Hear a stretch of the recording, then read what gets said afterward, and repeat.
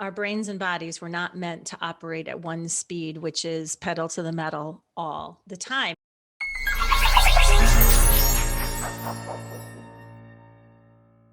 Welcome, everyone. I'm Jill Farmer, one of the lead coaches at DocWorking.com, joined by the other co-lead coach, Gabriella Dennery, MD. And today we are going to talk about ways that you can make your non-clinical days more productive. So this includes office days, if you have those, for catch-up work, doing EMRs or any other kind of things that are part of your task or responsibility list, as well as days off work or when unscheduled days when you are not working.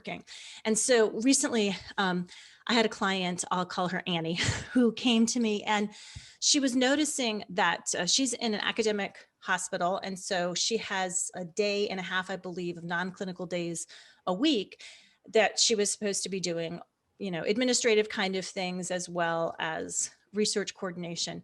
And so she would notice that those days there would be so much to do, but at the end of the day, she would have exhibited a lot of procrastination. And then she had stress, and then she had overwhelm, and then she had this sense of inadequacy and shame. Is this something that you see with your clients as well, Gabriella, on this clinical, which is a highly scheduled day usually, and then you get to this less scheduled day and it gets really stressful? Yeah, because it absolutely, there's a lot of judgment around it too. And that's what I've noticed. People just beat themselves. It's not enough. It's not enough. I didn't do enough. I didn't accomplish enough. And I always constantly feeling that they're behind something, that they're trying to always catch up to life. And it's like, yeah, no, that definitely is very, very, very common. Yeah. And so with Annie, what we'd noticed is she would go from these highly scheduled days, right, where it's literally back to back to back patients, which is a whole nother subject that we could talk about in another podcast, changing the healthcare system to create breathing room for physicians. But that highly scheduled for her environment, and then juxtapose against, okay, here's your clinical day. What she would notice herself doing is what she told me is just, well, there's so much to do. I would just show up and figure that I would know what needed to be done because there were so many things I needed to get to. And I said, aha. So what you're expecting yourself to do is to go from this highly scheduled, programmed day to a kind of unprogrammed, unscheduled day. And you're expecting some automatic prioritization pilot to take over and kind of expecting somebody else to kind of give you that schedule. So what we did is we sat down and mapped out what are the priorities. Often the bigger research projects, the writing the paper for the presentation were the big, overwhelming, looming project.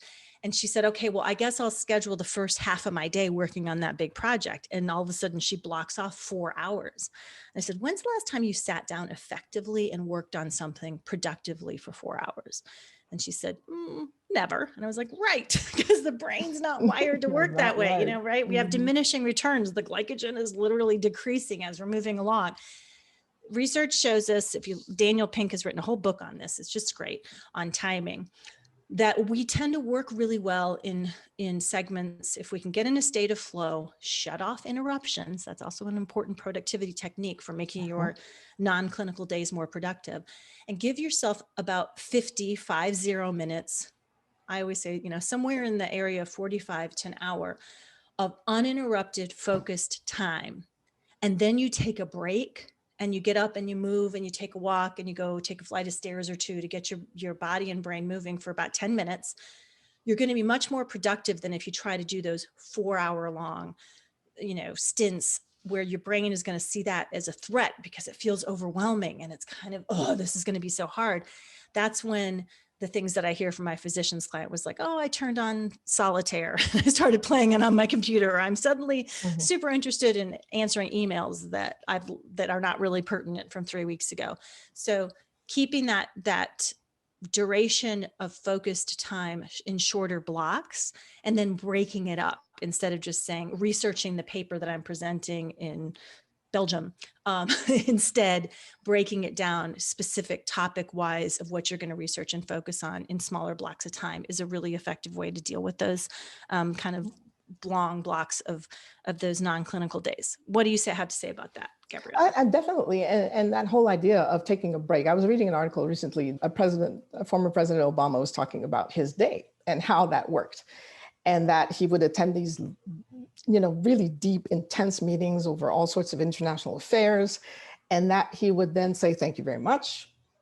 And get up, have dinner with his family, go get a haircut, hang out, go get a hamburger. And he said that time was that time for the reset. That time was that time to just be able to just digest the information, not make a rash decision right away, not reacting to anything, but really look at the decision, decide, well, what was in alignment with your values, what was important, what mattered most, and then make a decision, knowing that you can't please everybody. You can't make everybody happy, but you did the best you could. And so I take that to heart with what you said about keeping that, instead of trying to see, okay, there's this massive project that I have to get done. Maybe let me just look at 45 minutes at a time, a smaller chunk, then get up, take a break, take a walk, get some air, and instead of, let me look at my phone, let me look at, let me go play on some game, which is also very stressful, because then it's like you're not really feeling you're accomplishing anything through those things. So pressing that reset button, giving yourself a break, stretching your legs, and then coming back for another 45 minutes. That, I think, tiny steps, marginal steps, incremental steps make a massive, massive difference. Yeah. And let's also talk about just breaks in general, right? So you notice, I know we've talked about in the past with your coaching clients and then yourself as a physician, that a lot of times on those non-clinical days, even if it's a weekend or, an unscheduled day during the week, there's a lot of hesitancy among physicians to actually take a break, right? The idea is I'm going to go from this overworking, driving productivity to a different kind of overworking productivity at home. So why do we need to really think more intentionally about taking breaks on our days when we can? Again, it's about pressing that reset button and how important and vital that is to be able to, if I relate my personal experience, yes, it's easy because that mindset is already programmed. There's always that wiring, that neural wiring that says, okay, I got to work.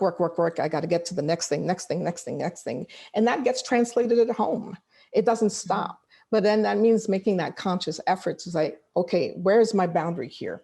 Because at one point I have to start and work has to stop. Like the rest of my professional life has to end somewhere and my personal life has to start somewhere else. And so, is everything an absolute emergency that has to be taken care of right away? No, it isn't. Most things actually are not. And if I take a day off, then I take a day off. And that if I want to do nothing and sleep, then I want to do nothing and sleep. If I want to take care of something, great, I get to take care of it. If I want to talk to friends and family, let me do that. Let me connect to life in a different way that has nothing to do with work, because then that enhances my work. From a personal perspective, my Monday nights were sacred. Why? Because that was my African drum class night. Nothing would keep me from that unless I was out of town. Why? Because it gave me the energy I needed, not only for at the end of that day, get my frustrations out on the drum, learning some new rhythms, being in the company of people who had nothing to do with medicine, which was fantastic, having a different kind of conversation, a different experience of life. And by the time I got to work the next day, I felt energized and refreshed and ready for the day and ready for the week. That energy lasted until the next Monday, right? And because I made that switch, I took time for me and something that I had fun with, that having fun time and leisure time is actually important because that lifted my energy and my spirits for what was to come the next day, as opposed to, okay, let me just try to get more work done so I can get up in the morning tired, so I can get more work done and then go to bed tired, and then try with stuff floating around in the head because I didn't get enough work done. So, oh my goodness, I'm thinking all night instead of sleeping and resting and giving myself time. And so it's like, yes, break the routine. It absolutely has to be priority one. It's not an afterthought. It's not something, oh, I don't have time to it because I have something to catch up on. Right. Break the routine. That will make the routine actually easier to deal with. Absolutely. We are not, our brains and bodies were not meant to operate at one speed, which is pedal to the metal all the time. And I'm sure as physicians that those of you listening to this, and I know, you know that on one level, but somehow a lot of times my physician clients think somehow they're the superhuman exception to that. And that the pace has to remain at this level all the time. And remembering that we need to recharge those batteries from a at a cellular level and in the way, and from our brain's perspective as well. So that's an excellent point. I love that word you said, exception. Docs, I'm sorry to break it to you, you're not the exception. Okay, let me just make that very clear. You're human just like everybody else. Okay. What? Doctors are human? Darn it. I know, it's a shock, isn't it? But it's the truth. No, so stop trying to think of yourself as you're wearing a cape and you're going to save the day. Take the cape off, get off the horse, and understand that, you know what? I'm not feeling well today, or I need some rest today, or my intention is to have fun today. Why not? Great. That's excellent. Last thing I want to talk about briefly in relation to making those non-clinical days more productive and more meaningful is to stop the meeting insanity. I work a lot in healthcare and have for many, many years. And I also work in other corporate entities as well, and in other areas of corporate and business life. And I always tease my healthcare clients and my physician clients that I don't think I've met anybody who loved a meeting more than people in those settings. And so I really encourage people to ask yourself, if I'm scheduling a meeting, if I'm in administration, or if I'm scheduling a meeting with my group or whatever, does this meeting really need to happen? If it does, what's the agenda? What's our intention? We're going to be really intentional about having that set up ahead of time. And then, and how do I take responsibility if I'm setting a meeting for making sure that that meeting matters? Because meetings, ineffective meetings that waste people's time, when people decide, when they're burned out or leaving a job, having a manager they didn't like and having a whole bunch of meetings that wasted their time and energy are among the top two things that on exit interviews, the people dissatisfied with their job state. So I think if we can, on those non-clinical days, if your tendency is just to set up a whole bunch of meetings, I think by taking more responsibility for making sure that the meetings that you're part of do matter, that there's a values-based component, there's an intention, there's a follow-through, there's a willingness to make them shorter, to give people more time back for their own agency over their time. I think that can have a radical effect on making those non-clinical days more productive. Mm-hmm. What do you say about meetings? I agree with all points above. And at the same time, to piggyback on what you just said, in terms of value, and is it valuable in terms of not just your time, but is it in alignment? When you say yes to this meeting, does it align with what you want to accomplish? Is it in alignment with your goals and your objectives, career, professional objectives, your home life?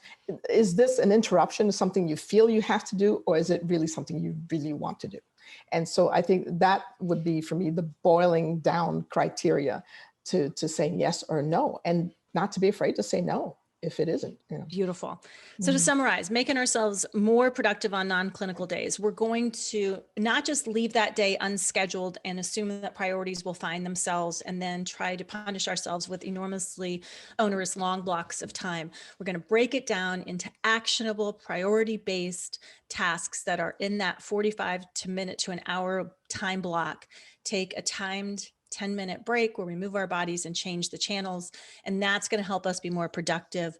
We're going to be more intentional about taking breaks that refill our tank and that let us switch gears, both in those days that we're working in the office or when we're having time off at home.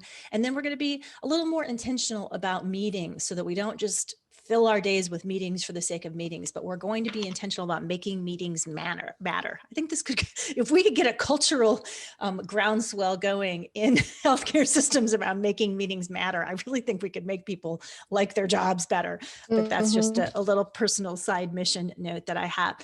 If this conversation has been wonderful, and as you can tell, we touched on a lot of subjects where there is a lot more room to go deeper and make bigger changes in your life. So we'd love if you would go check out our self-paced course, STAT, Quick Wins to Make Your Life Better.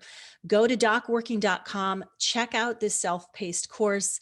We go really deep into a lot of the stuff we've talked about, saying no to make more room for yeses in your life, detailing out productivity schedules that allow you to have maximum productivity and maximum ability to recharge. All that stuff is covered in the course. So check it out. Meanwhile, thanks for tuning in for this conversation. Gabriella, your stuff is always so brilliant. It's so great to be inspired by you, and go out and make it a great day, everybody.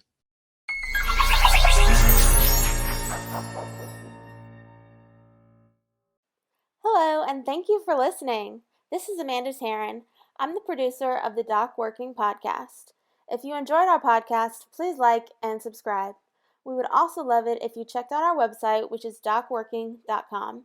And you can also find us on YouTube, Facebook, and Instagram.